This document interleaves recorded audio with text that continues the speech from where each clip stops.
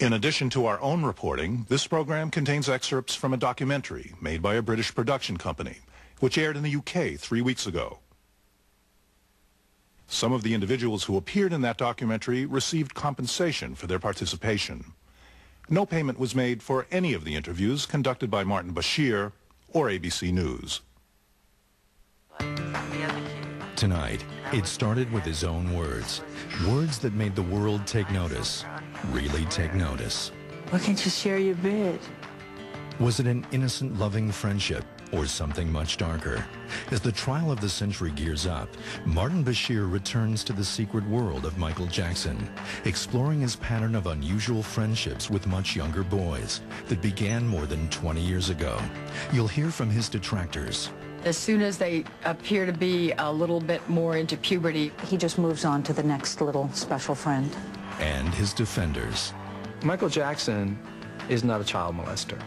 You'll hear from boys who say nothing improper ever happened between them. He's like the most best person I ever met. And boys now grown up who say something did. I had phone sex with Jacko, is what the press wrote. Plus, the child stars Jackson befriended and the boy behind a reported $25 million payoff. I think he wanted to sleep with my nephew from the moment he saw him.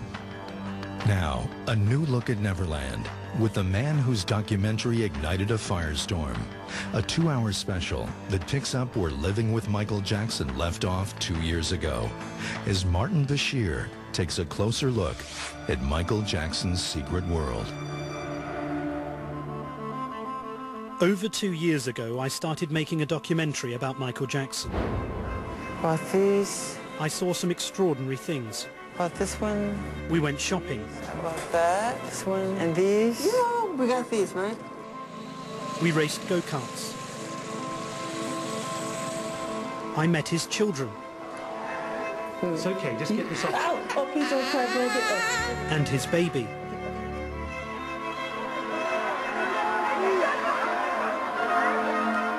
And then I went back to Neverland. Do you come out here on your own? Yeah. What happened over the next few hours would forever change the lives of everyone who was there. Why can't you share your bed? But the most loving thing to do is to share your bed with someone. You say, you can have my bed if you want. Sleep in it. I'll sleep on the floor. You can. It's yours. I always give the beds to the company, you know. Like to him, I said, because he was going to sleep on the floor. I said, no, you sleep in the bed. I'll sleep on the floor. But haven't you got a spare room or a spare house here where he could have stayed? Yeah, but no. Yes, we have guest units, but whenever kids come here, they always want to stay with me. Stay with me. I could never have foreseen what consequences that encounter would have. The young boy I interviewed that day would later allege that Michael Jackson abused him. I've had to ask myself, could his allegations of what happened after that day be true? So I went back to the beginning. I was about to enter the secret world of Michael Jackson. Once again, this would be a journey into the surprising, the unusual, and the bizarre. It's a world in which Michael Jackson has shared his wealth, his home, sometimes even his bedroom with much younger boys. Were these relationships innocent, as Jackson and many of the boys say, or were some of them criminal, as at least 2 boys have alleged? It began when he was little more than a boy himself. He really didn't have, and I know that everybody knows this, he really didn't have much of a childhood. Michael says his childhood was scarred by the pressures of early stardom and the close attentions of his violent father, Joe. If you ever take any of them over your knee or use any other methods of disciplining this lively group you've got here? He was a disciplinarian. And when I say disciplinarian, I mean if he felt you did something wrong, then of course he would spank you. When I interviewed Michael Jackson, he told me his father had made his life desperately unhappy. How often would he beat you? Too much. Would he only use a belt?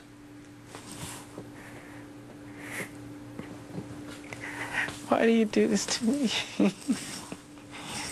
No, more than a belt. When he would catch me, oh my God, it was bad. I have a way, you know. What about Michael? If Michael always does right?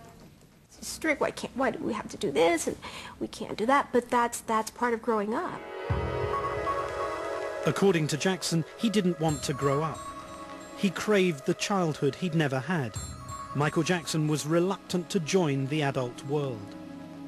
When I asked Jackson about dating Tatum O'Neal, he told me that at the time, the idea of sex had terrified him. She told me to go over and lie on the bed, and I did. I laid on the bed, and she slowly walked over, and she touched the button of my shirt to open it, and I took my hands like this, and I wouldn't let him down. And she just walked away. She knew I was too shy for it. That's what happened. Did you not feel tempted at all? You just felt frightened? I was frightened. I was afraid. In Tatum O'Neal's recent book, she denies trying to seduce Jackson. Whatever his experience with girls, he would soon begin a series of friendships with boys much younger than himself. Jackson's sister says all these relationships were entirely innocent. He's always had lots of friends, all ages, and then he had younger kids that were friends, because you have to remember, Michael was so loved by everybody, which he still is, in the world, that everybody wanted to be around him. He feels very strongly that he missed out on his childhood. And one of the ways that he feels that he can recapture his youth is by associating with, young kids. Terry George claims he was one of those boys. When I was around about the age of 13, I was a little bit cheeky, but I think I was a little bit naive as well, looking back. Terry George says he was 13 and a keen collector of celebrity interviews when he met Michael in Leeds in the north of England. For the rest of the Jacksons, it was just another stop on their 1979 European tour. But for Michael, says Terry George, it was a chance to make a new friend. What is your name? Michael Jackson.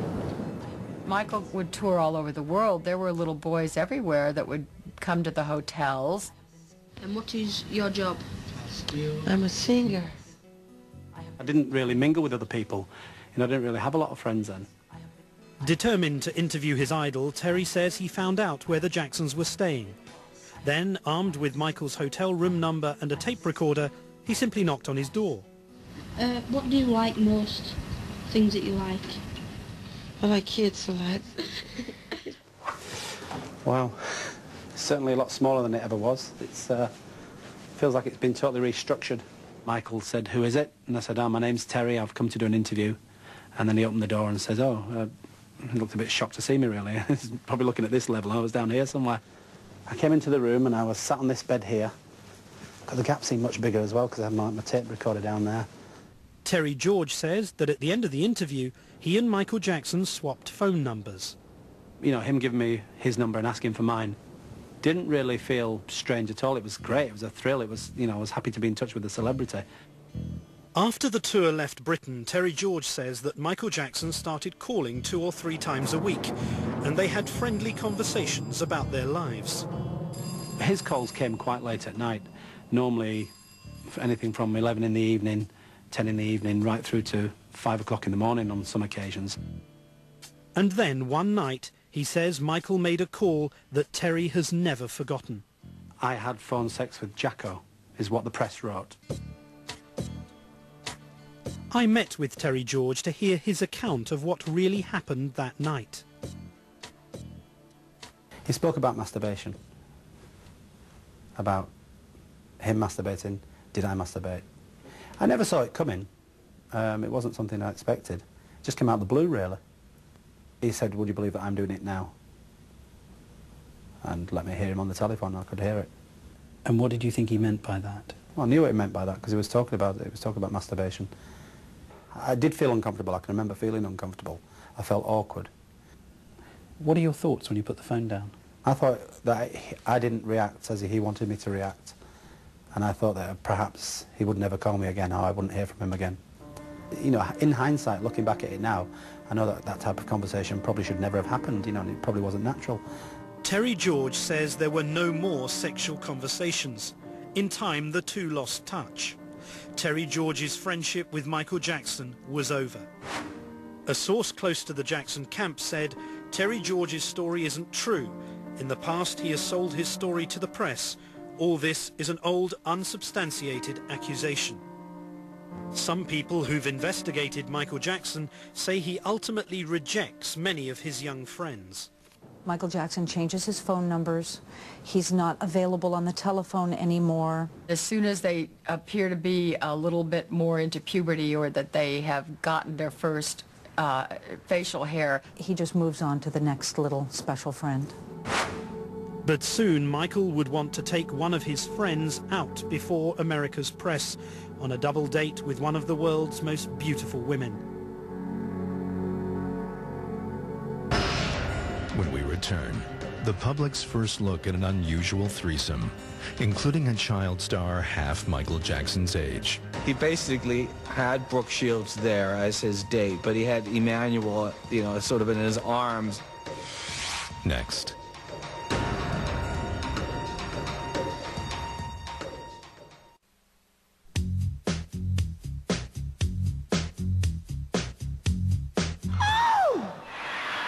For the superstar who calls himself Peter Pan, the transition from child sensation to adult pop idol wasn't easy. I feel like I want to rock.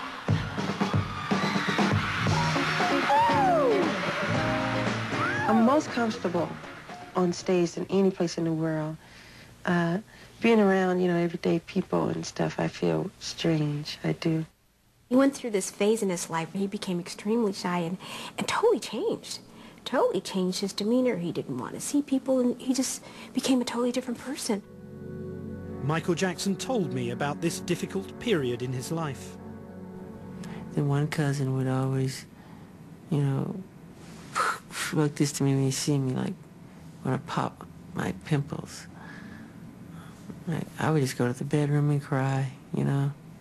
Is it true that your father used to say you had a fat nose? Yeah. What did he say? What did he actually say? God, your nose is big. You didn't get it from me. What does that do to someone who's going through adolescence? You want to die. You want to die.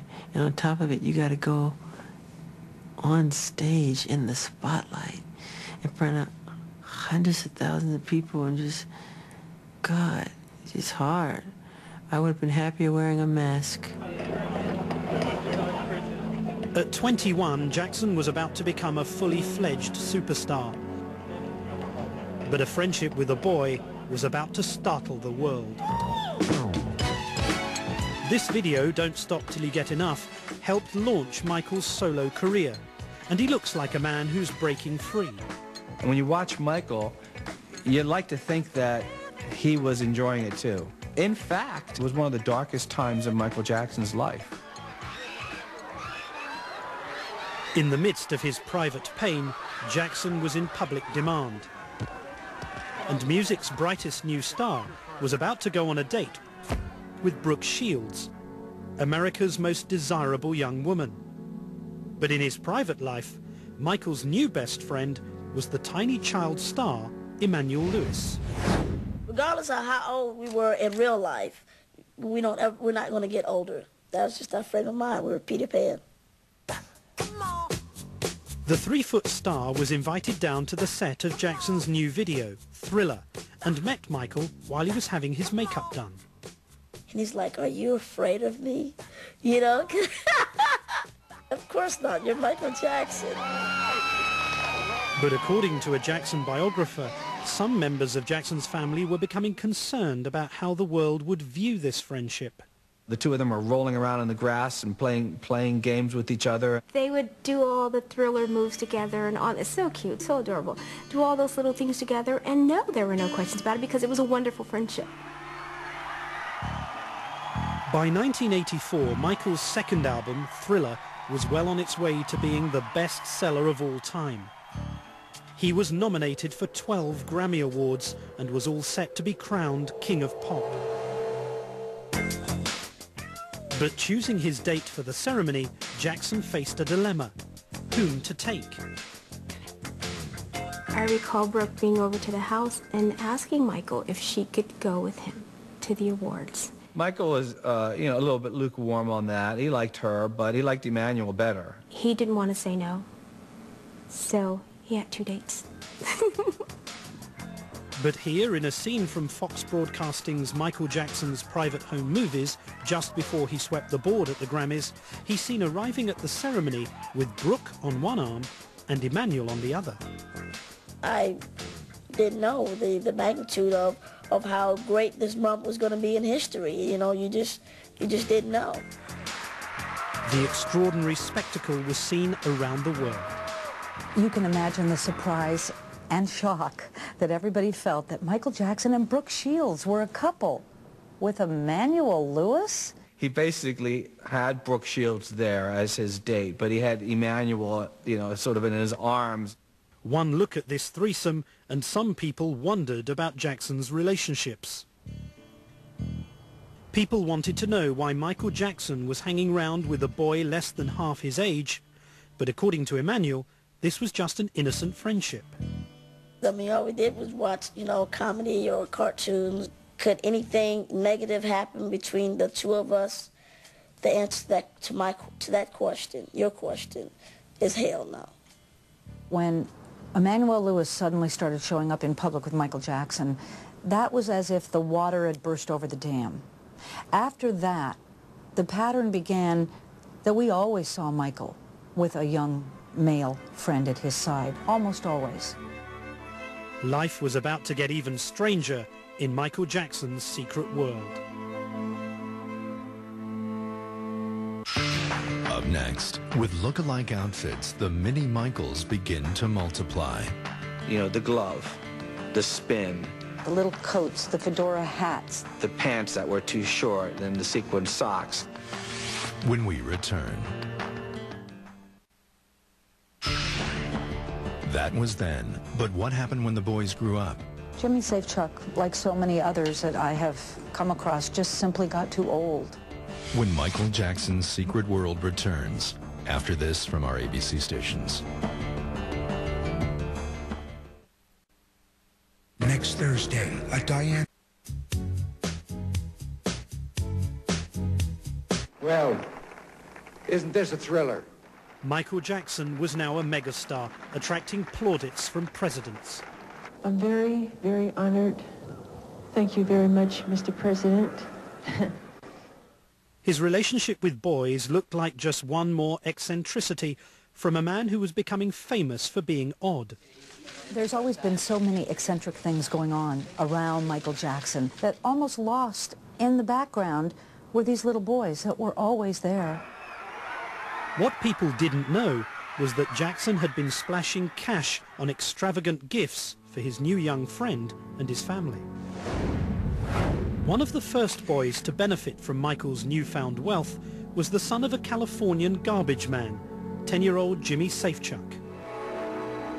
The young actor was picked by Jackson to star in this glossy commercial, designed specifically to appeal to kids, in which Michael's image became indelibly linked to children, and Jimmy appeared as his clone. Well, the interesting thing about Jimmy Safechuck is that he was actually the first mini Michael. Jackson was so enchanted by his new mini Michael, he took Jimmy on the road to tour his next album, Bad. The boy and Jackson even dressed in identical outfits. I don't know whose idea it was to start dressing these boys like Michael. Looking like Michael became part of the pattern for some of Jackson's young friends. You know, the glove, the spin, The little coats, the fedora hats. the pants that were too short, and the sequin socks. It starts to make you wonder who's making them dress that way. Do they want to dress that way, or does Michael insist that they dress that way? One of the dancers who toured with Michael Jackson says the family didn't approve when Jackson reportedly took Jimmy and his family on a shopping spree. The whole family, even Joseph, they didn't like it. They didn't think it was right. The family was aghast. You buy them a little outfit to wear. You take them on a trip. That's fine. But you buy them a house? You buy them 2 luxury automobiles? When you put enough out there, it looks a certain way. However, at the same time, when you're innocent, you don't think anything of it. It's just a gift, and it's like, enjoy it, have fun. I saw the Safechucks lifestyle change. I read their credit report. I saw what they did for a living before Michael Jackson came into their life. Then I saw the way they were living afterward. And it wasn't just this child appearing in one video with Michael Jackson that gave them all that money. Diamond says there might have been another explanation, such as a business loan. Jimmy Safechuck has not alleged any wrongdoing by Jackson. Supporters of Jackson say his extravagance towards some of these boys just reflects his widespread generosity. I've known Michael Jackson, and I just know how he is with people and how he is with families of the people that, you know, come into his life. I mean, he's been generous to a fault. But just like previous boys in Michael's life, Jimmy Safechuck's days as a favorite were numbered. With his family, he went to visit his old friend Michael. But 2 former Michael Jackson employees say the star didn't even turn up. Set up the table like Michael is going to be there, you know, at dinner. And we did that for the whole weekend, but she said between you and I... Yeah, he was not coming, yeah. He was not coming. Yeah, he was in Los Angeles. Just don't tell them that he's not coming, that's all. That's all, yeah. Jimmy Safechuck, like so many others that I have come across, just simply got too old. Too old. Too old. For his record-buying public, Jackson was portrayed as a heterosexual predator. With the video for his latest hit, The Way You Make Me Feel. The feeling and the mood was just kind of sexy.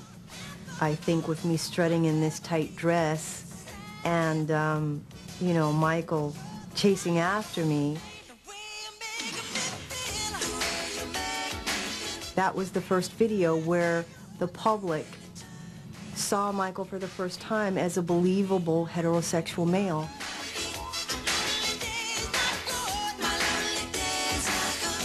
He actually looks, you know, hot and sexy and sexual, and there's a chemistry between him and Tatiana.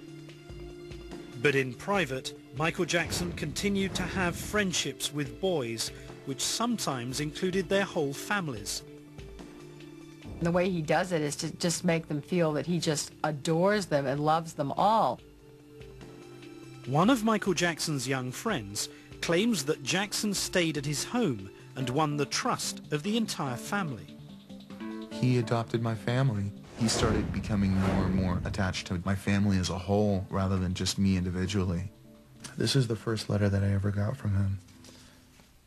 This man, we'll call him Jeffrey, had been 9 when he sent Jackson a poem the star began writing.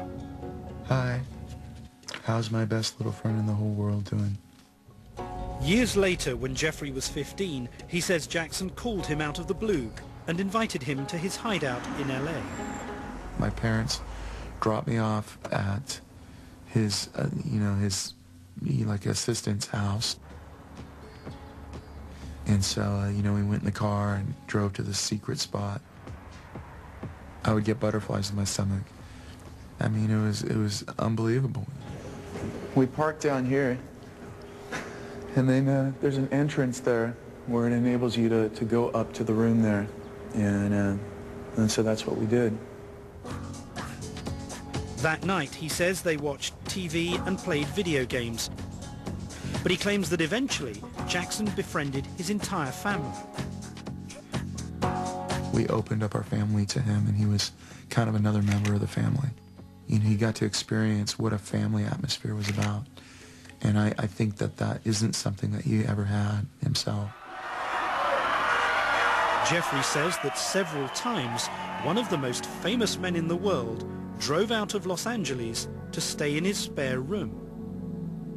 He would arrive around 6 o'clock. The lights would all be dimmed or off. Then we'd put on a video or two and watch the video of him. You'd be surprised at how much Michael Jackson stuff Michael was actually interested in watching. Even for a huge fan of Michael Jackson, he says his visits could be tiresome. I mean, our whole family catered to him. If he wanted to go to bed, well, Michael needs to go to bed. He had his breathing exercises. You know, he has to take a certain pill at a certain time. You know, and it just, I mean, the whole thing, it was the Michael Jackson show. Like Jimmy Safechuck and Emmanuel Lewis, Jeffrey says that nothing sexual happened between him and Michael Jackson. They were just good friends. When we come back, what attracted Michael Jackson to megastar Macaulay Culkin? Michael Jackson marveled. Look at the pouty smile. Look at those lips. He always pointed to people. Look at his lips. I love the pouty smile. Next. Tonight on Nightline, when it comes to original instant.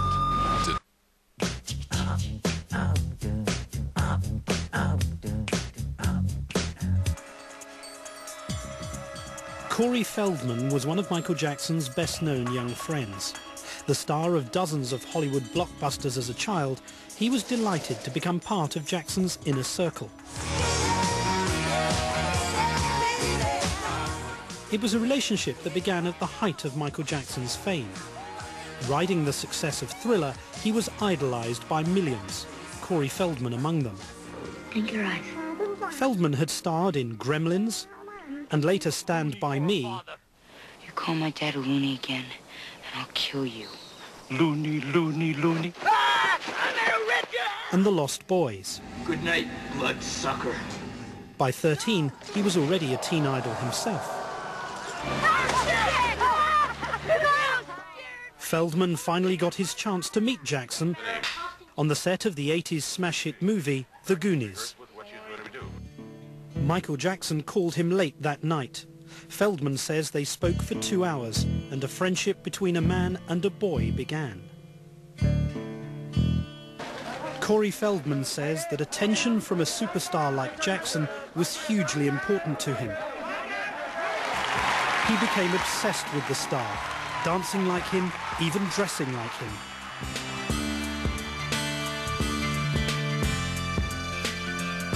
At the time, he says Jackson was the most important person in his life. But when I met him earlier this month, he claimed that there was a disturbing side to their relationship. Jackson suggested he would sleep over in his home only if he had pornographic magazines there. Feldman also says he noticed a book on Jackson's coffee table. The book contained pictures of naked men and women. He said Jackson sat down showing him the pictures. He said the book was focused on venereal diseases and genitalia.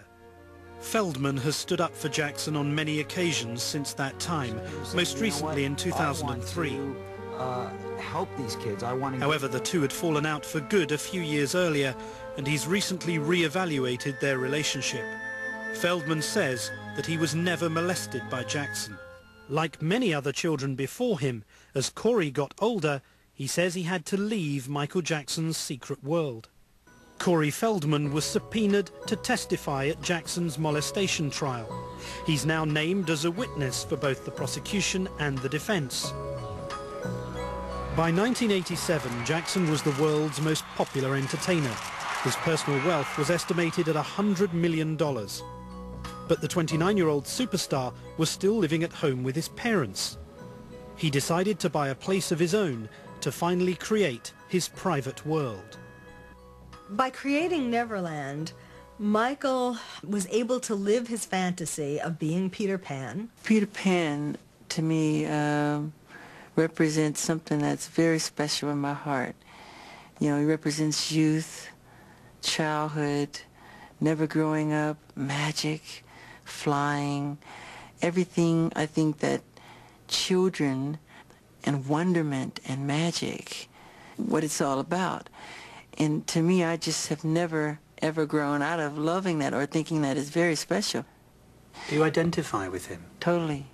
You don't want to grow up? No, I am Peter Pan. No, you're not. You're Michael Jackson. I'm Peter Pan in my heart. He wanted to put the whole Disney thing in our house, and my mother wouldn't let him, so he says, I'm going to buy this property, I'm going to do what I want to do. I spent many weeks at Neverland with Michael Jackson, and in many ways it was a magical place. Children's music filled the air. There was a fairground and a zoo, even its own railway line. When I was there, a group of children was invited to play and enjoy all of the amenities free of charge. Can I have one too? Yes. Okay, we're gonna. She called it first, and then can you call it? Oh, me. Okay, here we go. Sorry. In 1988, Michael Jackson began building Neverland, his private children's paradise. I visited Neverland with Michael, and he said it was there to allow him to enjoy the childhood he never had. Right. Michael Jackson versus Martin Bashir in the go-kart land of Neverland. Michael Jackson invited me go-karting on his specially built track. His childlike enthusiasm was obvious.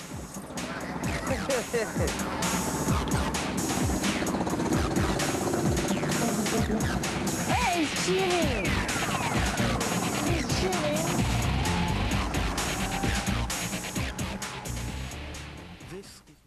At Christmas 1990, he met someone he wanted to share his paradise with.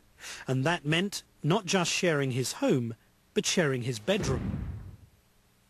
When Michael saw the movie Home Alone at Christmas, he asked his housekeeper to contact its young star, Macaulay Culkin. Kevin! Home Alone. Michael saw the movie and he asked Norma to have him brought over and spend some time at the ranch. Some of the Neverland staff thought Michael was clearly taken by the 10-year-old child star, his most high-profile young friend to date. Why you like Macaulay? Why? The kid is cute. The kid was cute at the time. Yeah. Very, very cute, yeah. Yeah. Yeah.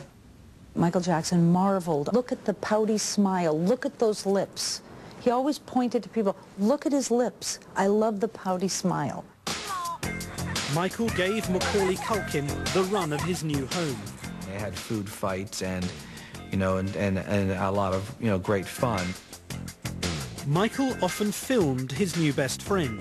They're shown here in this clip from Fox Broadcasting's Michael Jackson's private home movies, playing together as if they're both children. There are video games, there are animals, there are trains. They play with all day long and they will go watch movies. Anything and everything you want, and it's open 24 hours a day, 7 days a week. And now Michael didn't have to be parted from his young friend day or night.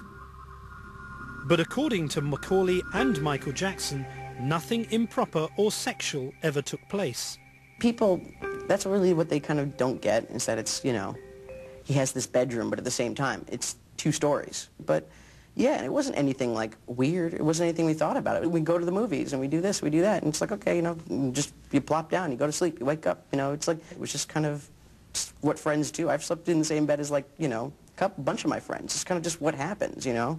I have slept in the bed with many children. I sleep in the bed with all of them. When Macaulay Culkin were little, Kieran Culkin would sleep on this side, Macaulay Culkin's on this side, his sister's in there. We're all just jamming the bed.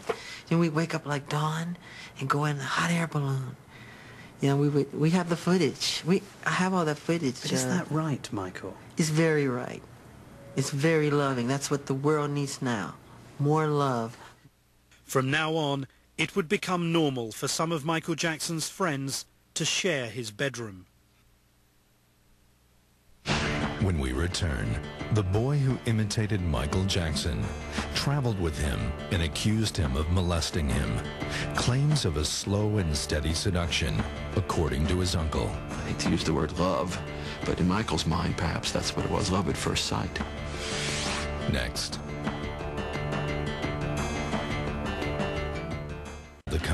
The boy who first accused Michael Jackson, who settled his claim for a reported $25 million. His uncle now speaks out. I think he wanted to sleep with my nephew from the moment he saw him. When Michael Jackson's secret world returns after this from our ABC stations.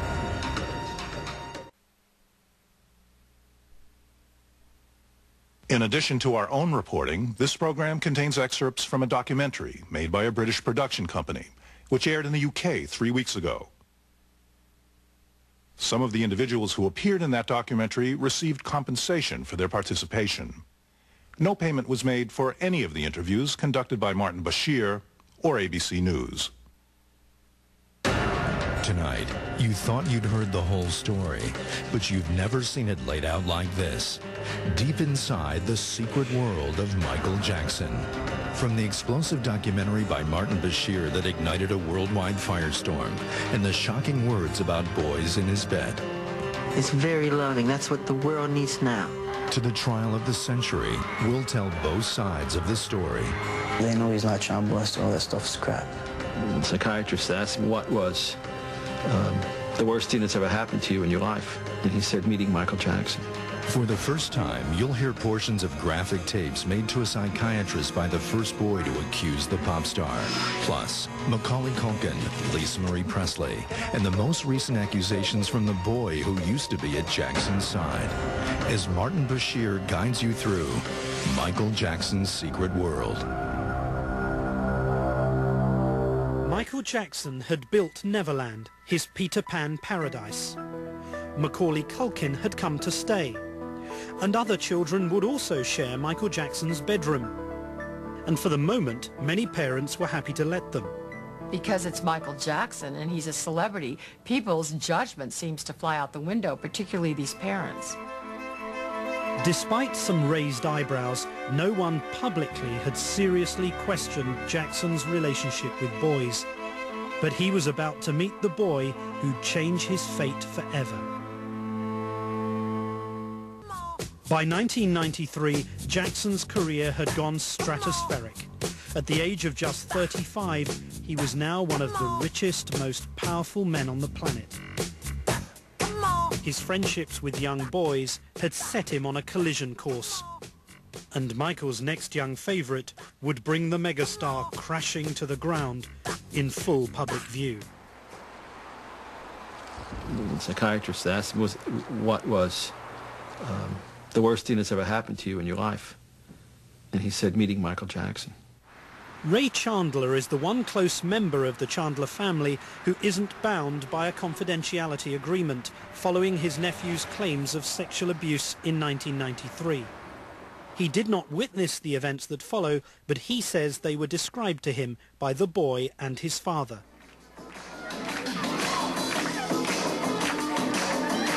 Obsessed with Michael Jackson, 4 years before they met, the boy already wanted to look and dance just like Michael.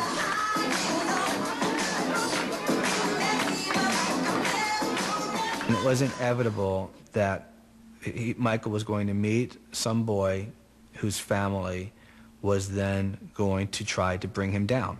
It had to happen. The 12-year-old boy came from a broken home and, like many of Michael's previous friends, was unusually good-looking.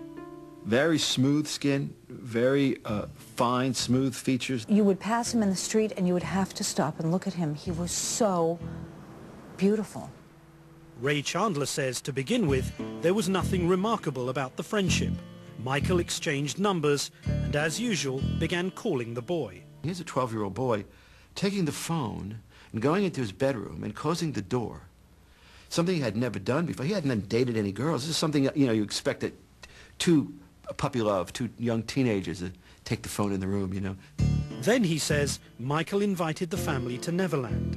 What was significant was the ride to Neverland. Michael's in the front with the chauffeur. Sitting on Michael's lap is a young boy about 12 years old. On their way up to Neverland, and my nephew testified about this, Michael was caressing this boy in a clearly sensual way, kissing him on the cheeks, on the neck, caressing him. It was overtly sexual. So why was he doing it? I believe it was a test. The purpose is, look, is this child going to be repulsed?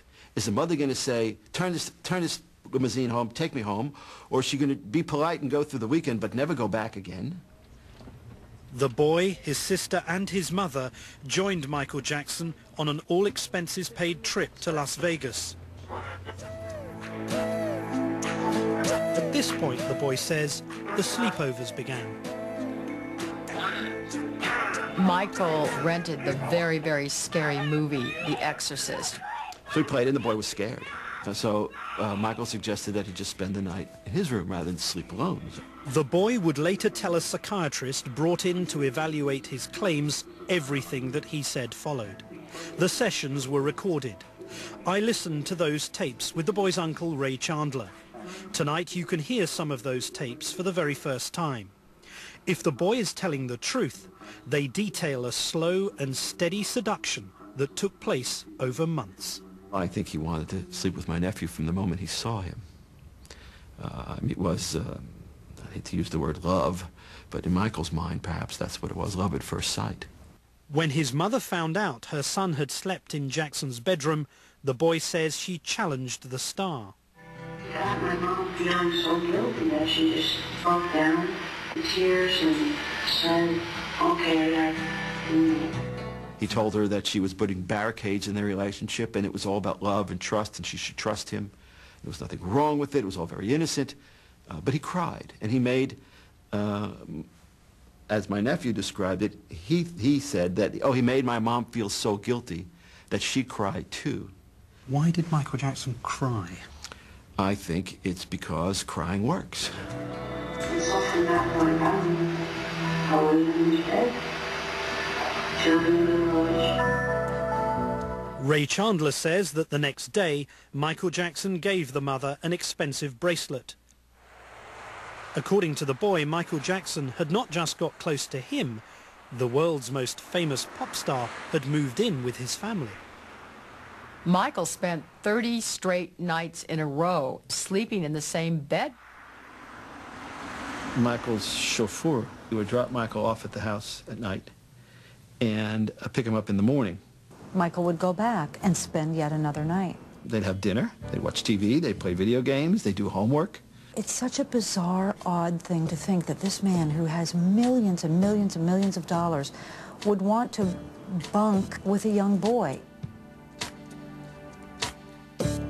Yeah, they were, you know, just a regular family. I mean, regular is probably not the right word. The taped interview with the boy describes how he says the relationship turned sexual. I think one night we were sleeping in the bed. I think it was in Neverland, and he just leaned over and hugged me. Just a little hug, nothing, that's it, hug. He hugged me. I thought nothing of it. But then the hug would get a little longer. He graduated to, like, kissing me, like, for a longer amount of time. We're on the lips? Yes. And then a peck on the cheek goodnight would become a peck on the lips. A peck on the lips, and he put his tongue in my mouth. And then you'd have a sort of an embracing hug with a long kiss on the lips. Then, in the spring of 1993, Michael Jackson took the boy to Monaco, where he alleges things got much more serious. His claims about Michael Jackson's secret world were about to become very public indeed. When we return, even more shocking tapes in the boy's own words, and what his uncle says happened on an exotic trip behind closed doors. We're locked together in that suite in Monaco for 2 days. Things really escalated seriously at that point. Next.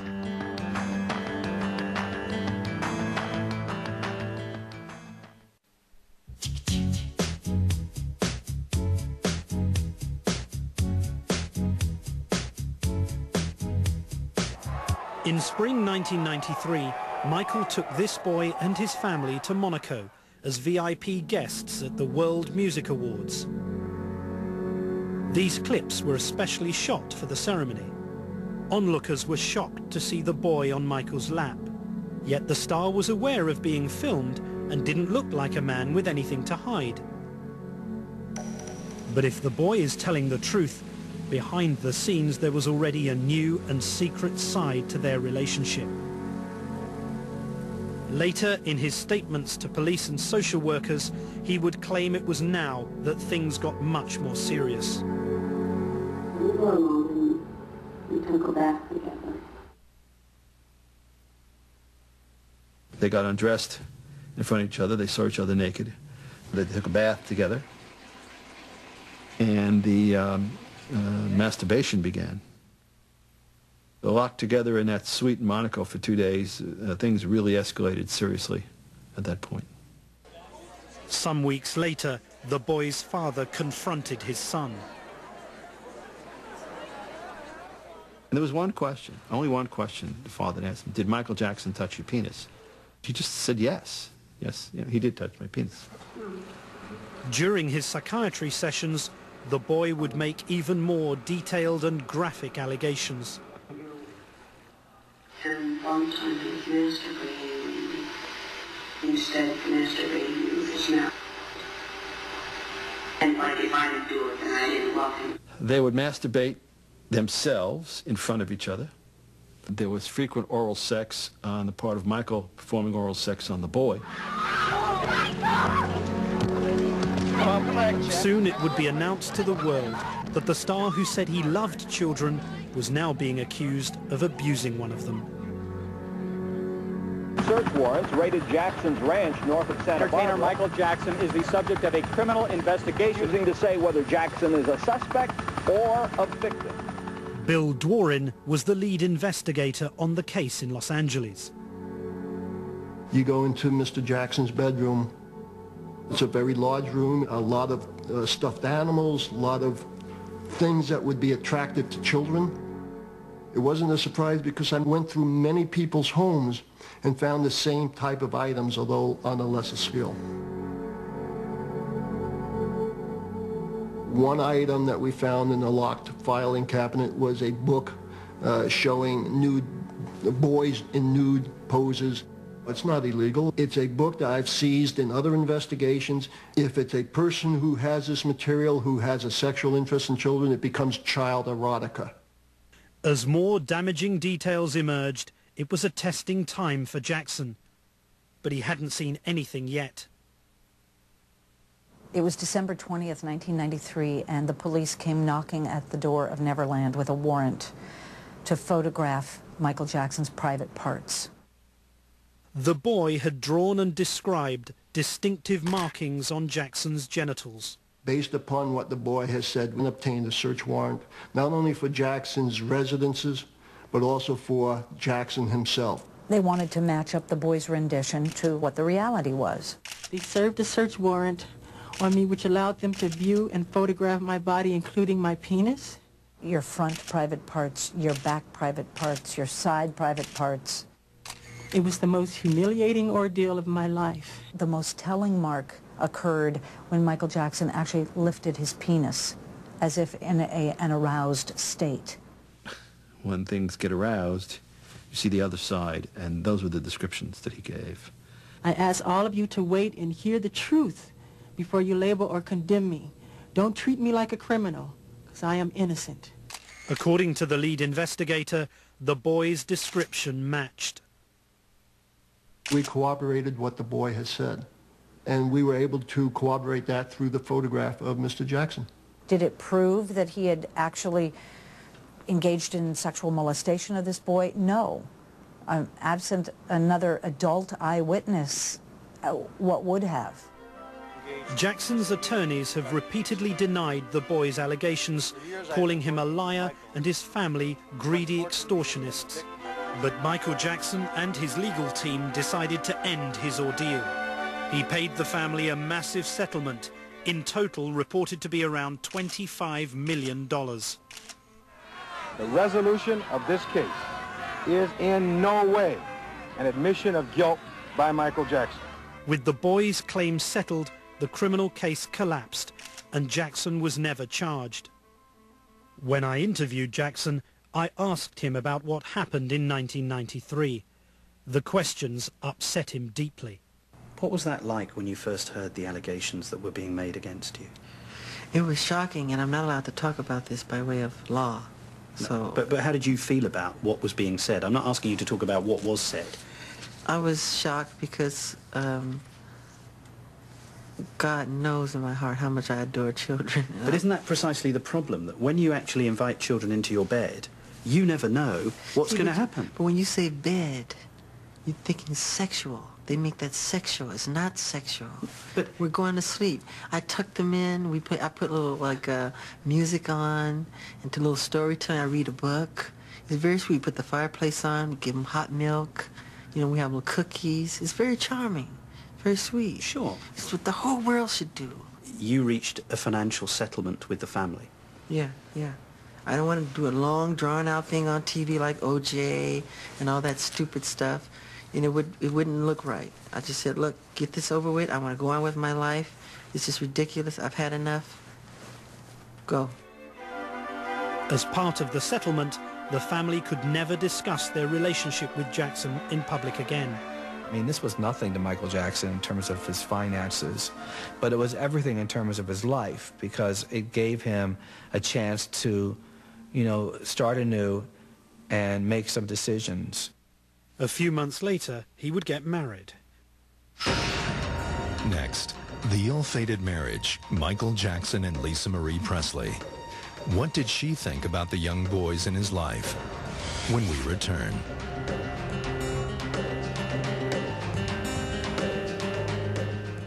Friday, it's a list.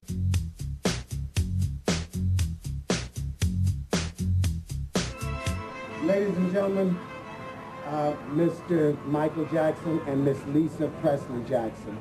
The first key decision Michael made after his disastrous PR exposure when he was accused of molestation in 1993 was to get married. Just 4 months after he paid millions to the boy who accused him of being a pedophile, Michael Jackson married Elvis Presley's daughter, Lisa Marie. But that wasn't the end of Michael Jackson's association with boys. The appearance of the next boy in Michael's life showed it would take more than an accusation to end the superstar's friendships with young boys. Just weeks after his marriage, 13-year-old Frank Cassio became the new boy in Michael's life, much to the shock of the police. He was traveling with two boys, brothers from New Jersey. We were concerned for the children's safety. We contacted the parents of the children, who believed that Jackson did not do anything improper. Michael had got to know Frank as a baby when he used to stay at the hotel the boy's father managed in Manhattan. Frank Cassio says Jackson's love for children is sincere and not at all sexual. When you're innocent and you're doing everything that is perfectly normal and right, I'm not going to deviate from that. What am I doing that's wrong? Jackson was now a 35-year-old married man, but he still saw nothing wrong with boys sleeping in his room. Lisa was strong-minded and had a real sense of public relations coming from her family, and she realized that the appearances of impropriety that were caused by Michael's relationships with these young boys were bound to do him in again. She felt that he should never be around boys ever again, ever. So she was adamant about that, and he was just as adamant that she doesn't get to tell him what to do. Less than 2 years after their wedding, the couple split. But even if Lisa Marie didn't make it till death us do part, Frank remains close to the star. He's somebody that Michael trusts, and he's decided to make his life with Michael Jackson. One of the most puzzling things in Michael Jackson's secret world is the behavior of children's parents, particularly the mothers who send their young boys to Neverland. Sandra Sutherland is a former private investigator. She was employed by the accuser's attorney back in 1993 to check out the boy's story. Neverland, to me, epitomized what in the law is called an attractive nuisance. There are pedophiles that I've come across who own a game store or a toy shop or a kid's bookshop, places that lure kids and their parents. Neverland, of course, had a zoo. It had a video arcade. It had a private movie theatre. It had Michael Jackson, the idol of children all over the world. It was the perfect, ultimate lure. So it wasn't an innocent playground for the recreation of children? Well, I think a lot of children did have an innocent recreational experience there, and Michael was very generous to some sick kids. But no, it was more than that, though, I think. When Sandra Sutherland began investigating, she says she met a number of mothers who let their children sleep alone with Michael Jackson. What did being Michael Jackson's favourite involve for that child? Well, he got to sleep with Michael in the main house, and the parents and siblings slept in a guest house. So the deal was, if you're Michael's special child, you sleep in his room? Yes. Sutherland says there was sometimes a bizarre competition between mothers to win Michael's attention for their sons. There were parents whose children were having what they thought was an absolutely wonderful experience, being Michael's special friend, and they also gradually came to realise that their child's time in the sun was very limited. There would come a time after a year or 2 or 3 when they would be supplanted by a younger child, and there was a certain discontent among a couple of mothers when they realised that their time was almost up. During her investigations, Sandra Sutherland says she also came across a maid at Neverland whose 9-year-old son was an occasional visitor. Sutherland says she was reluctant to speak out, but eventually she did tell her story. She was very worried that her son was likely to be a victim if he hadn't been already. It recently emerged that Michael Jackson paid the boy $2 million without admitting any wrongdoing. Jackson's current attorney said it was a mistake to settle any of these prior claims because they were baseless. The boy and his mother are now on the prosecution witness list in the current case. And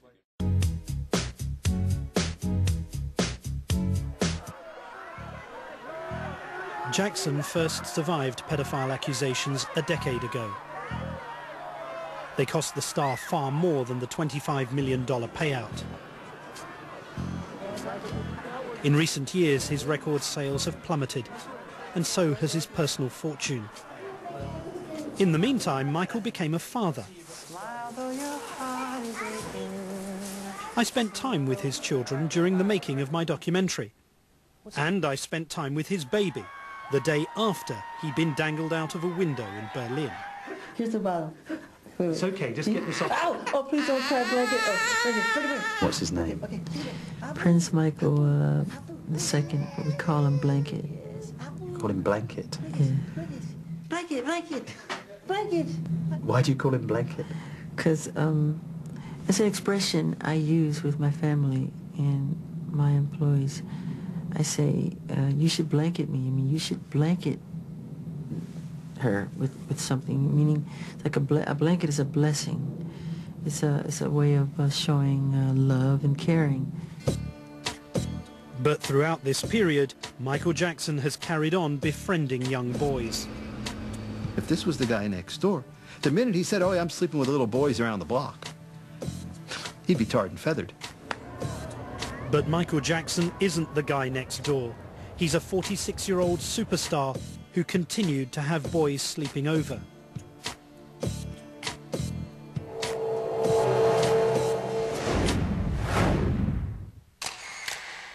When I stepped on his lap, he wasn't like touching me on the parts. I was just sleeping on him, and he was just hugging me, doing nothing to me. 9-year-old Juju met Jackson the summer before last and spent the night at Neverland with his brother and other children. He's also joined Jackson on trips to Toys R Us. He's like the most best person I ever met because like he'll buy you anything you want, anything. Juju's family has known Jackson for 9 years, since his older brother Ahmed first became one of Michael's young friends. When I asked my parents if we could spend the night, they were like, yeah, sure, and they just let us. They know he's not child molester, all that stuff's crap. I never felt any weird thing about him. I would never believe what they say.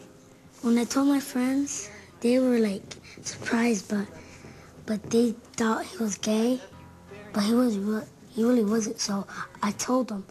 I'm not gonna be your friend no more if you keep saying that. Juju and his brother say nothing sexual ever happened between them and Jackson. The current accusations have done nothing to shake this family's faith in him. I know he's been accused 2 times already, but I never believed it. And I trust Michael. I'm always gonna be beside him. One of those accusers would soon pose the greatest threat yet to Michael Jackson's freedom. It all began over 2 years ago when I first met the so-called King of Pop. You're actually saying that you climbed that tree? Yeah. How far do you climb up it? All the way to that kind of spot up there, kind of like a deck where it's like a bed. I love climbing trees. I think it's my favorite thing. Having water balloon fights and climbing trees, I think those two are my favorite. Don't you prefer making love or going to a concert, or you really mean that you prefer climbing trees and having a balloon fight? Yeah, water balloon fight. And you prefer that to anything else? Well, as my pastime fun, you know, can't compare it to performing. But other people play football, basketball. I like to climb trees.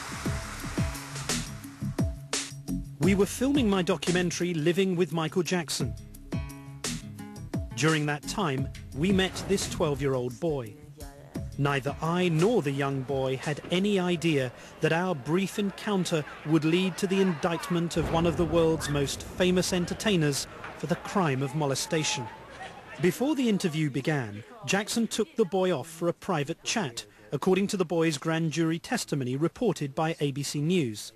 The boy said Michael asked him if he wanted to be an actor, and that this was his audition.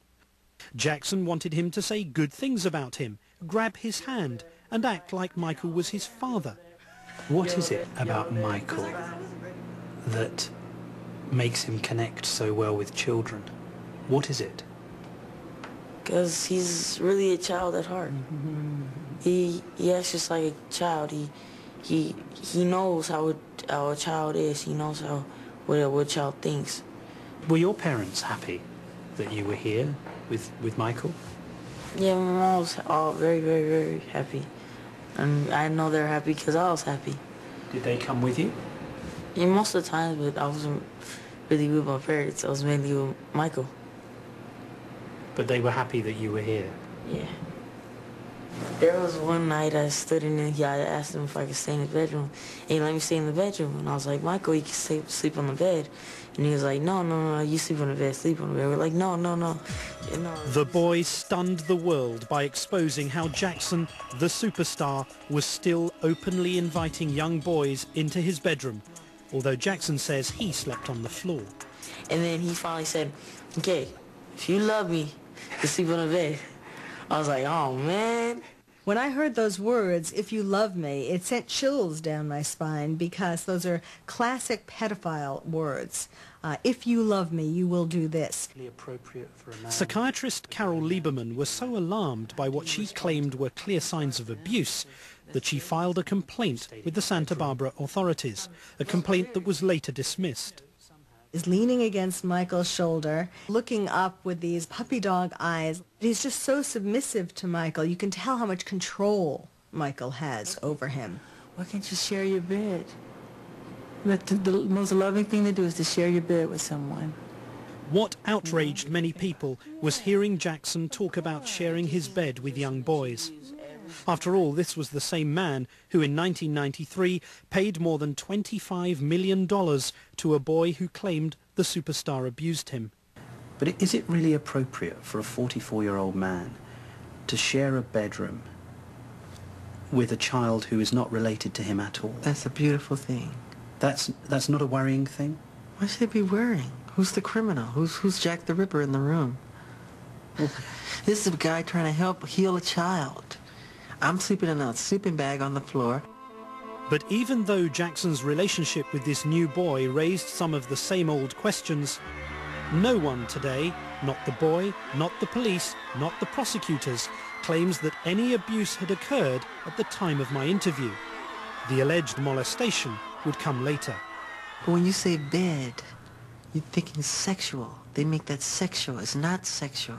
But we're going to sleep. I tucked them in. I put a little music on. All I remember is the sinking feeling in my gut that this is going to be trouble.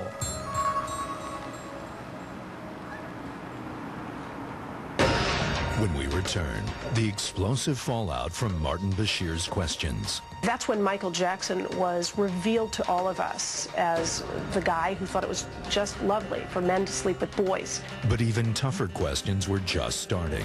You're fundamentally saying that this cancer victim and this entire family are liars. Yes. Next.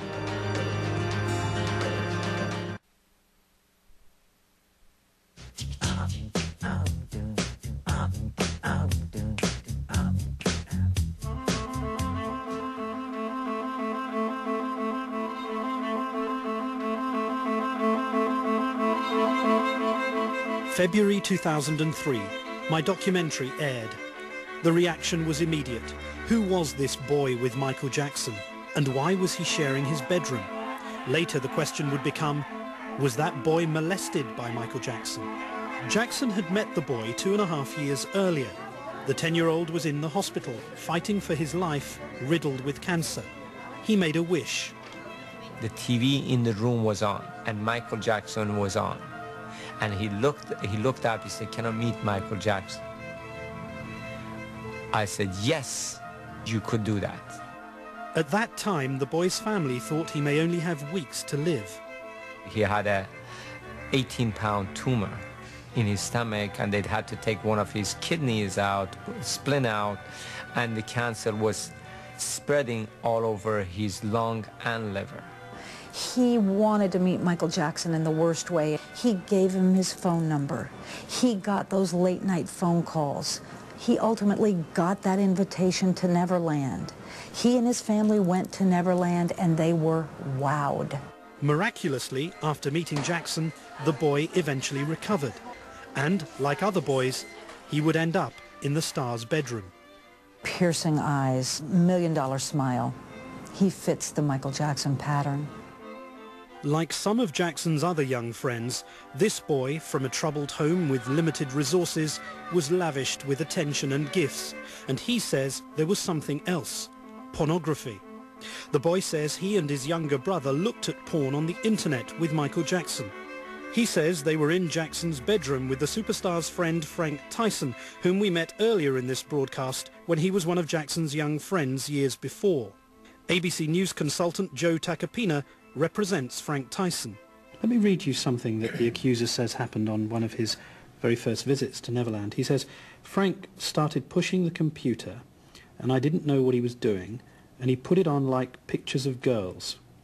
He then says, "One of those girls had her shirt up and was exposing her breasts." Was your client ever involved in showing the accuser pornography? Absolutely not. And then he finally said, "Okay, if you love me, you sleep on the bed." I was like, "Oh, man." And so I finally slept on the bed. But it was fun that night. I slept on the floor. When my film aired in England, it sparked a firestorm. Jackson's picture holding hands with the boy was flashed across the world. Clearly the catalyst for this whole saga was the airing of the video. Former sex crimes prosecutor Wendy Murphy. That's when Michael Jackson was revealed to all of us as the guy who thought it was just lovely for men to sleep with boys. And it put Michael Jackson in the position of having to defend himself. Prosecutors say that just before the film aired in the US, Jackson's team, desperate to control the damage, whisked the boy and his family to this exclusive 5-star resort in Miami. It was here, the boy says, that for the first time the superstar gave him wine, calling it Jesus juice. If the jury believes that Michael Jackson gave this child alcohol, they're going to be much more inclined to believe all the evidence. Because a man who gives alcohol to a child, especially a child with a compromised immune system, is not someone who respects children. That's the type of person who's more likely to molest them, because he's not caring about them, he's trying to cause them harm. On the private plane home, the boy says Jackson gave him wine again, in soda cans. The defense says Jackson never drank with the boy. Millions of viewers got a peek into the very bizarre life of Michael Jackson. The fallout from Michael Jackson's shocking revelations on nationwide TV. What people are saying about his sleepover parties. Well, I think there needs to be an investigation, and I think... Meanwhile, the question on everyone's lips, what was Michael Jackson's relationship with the young boy?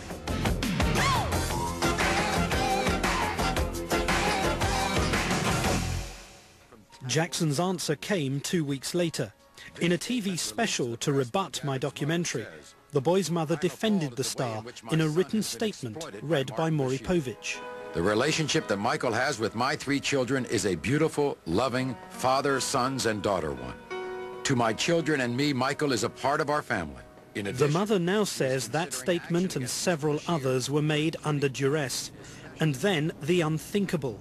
Just when the whole world was watching, the boy claims Jackson sexually abused him twice, putting his hand down the boy's pants and rubbing his private area. His younger brother claims he witnessed 2 other occasions of abuse when his brother was sleeping. Jackson's camp says the timing of the alleged molestation is absurd. After all the attention's been brought on that relationship, he waits till after the controversy, after the hysteria, to then begin some sort of a sexual relationship with him. That defies common sense. To some extent, I think this is the weakness of the prosecution's case. On the other hand, this is probably why Michael Jackson chose that period of time to molest the child. He knew he would be insulated from prosecution because what law enforcement official would ever take on a case where the child who's accusing him only 2 weeks earlier was in a video claiming Michael Jackson had never touched him and was the best guy on the planet? The mother says she was never told about the abuse. But one night, in a 4 a.m. phone call from Michael Jackson's bedroom, she says her son confided that he and Jackson had been drinking Jesus juice. When she heard about the liquor and her son drinking wine, that was the trigger that changed everything in her mind as to whether Michael Jackson was or wasn't their best friend. The mother says Neverland had become a nightmare. She says they were threatened by Jackson aides, not allowed to leave the property, and that she and her family were being held hostage.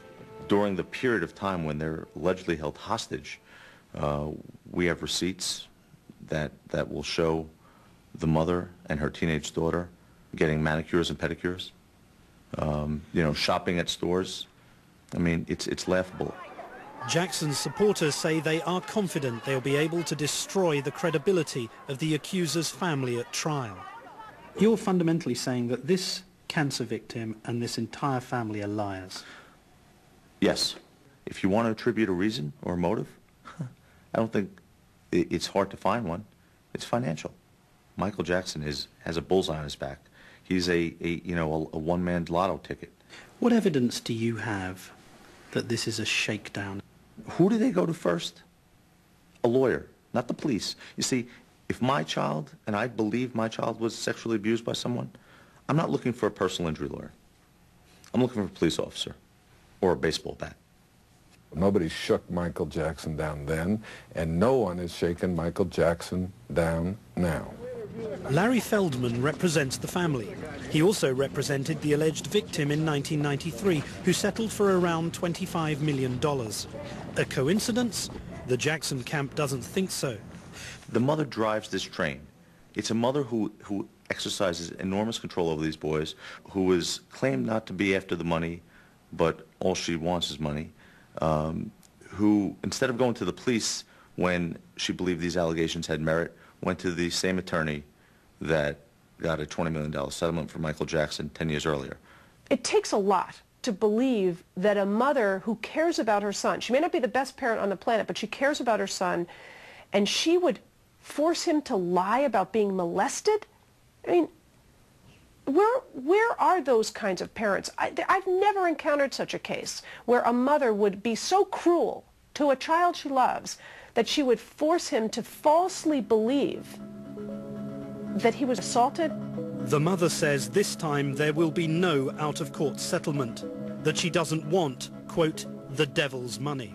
We took him to Children's Services and we took him to the district attorney's office. And that's unfair to attack some child that there is some ulterior motive behind going through this criminal case. I don't think that people really realize how painful it is for some young person to have to deal with this. I can assure you that within a very short period of time, there will be charges filed against Mr. Jackson. multiple counts. And so it has come to this, the so-called trial of the century. The prosecution is alleging a variety of charges, many charges, including not just child molestation, but providing alcohol to a minor, intimidation of a witness, kidnapping, extortion. For the first time, the megastar will be forced to face his accuser in court.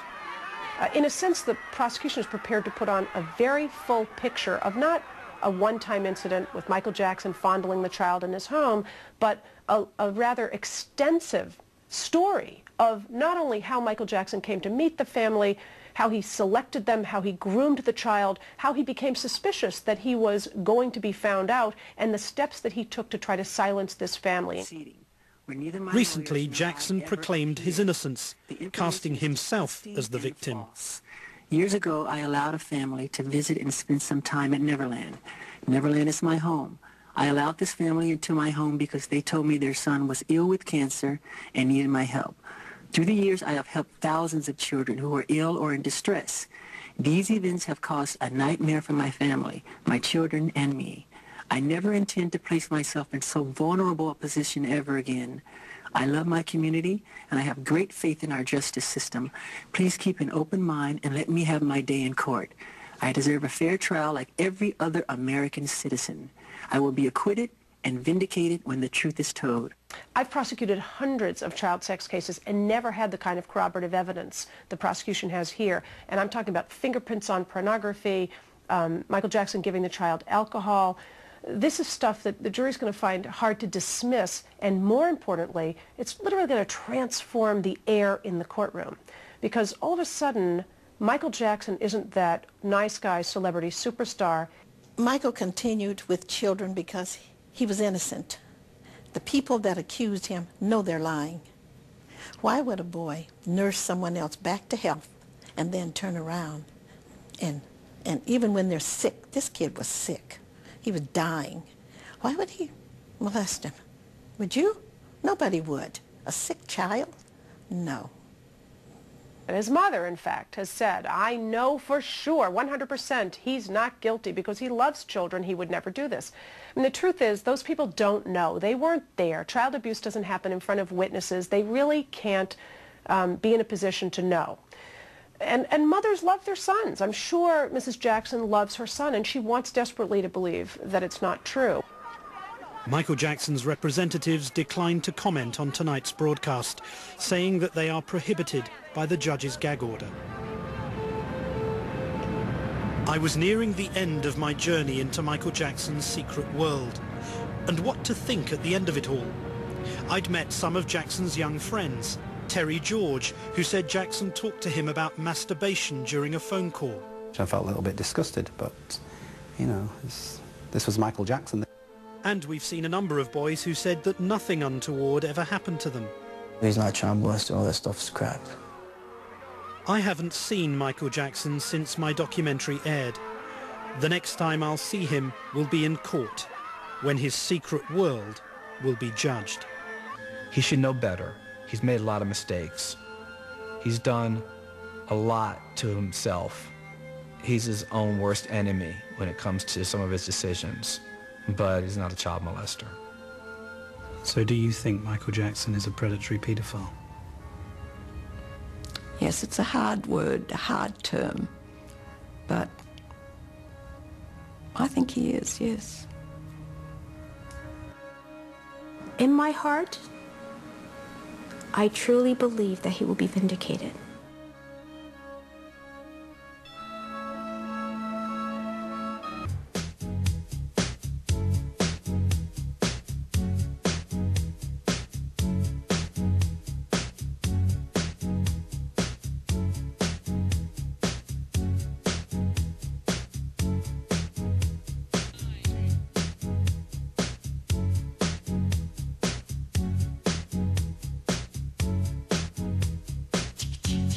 This has been a presentation of ABC News. More Americans get their news from ABC News than from any other source.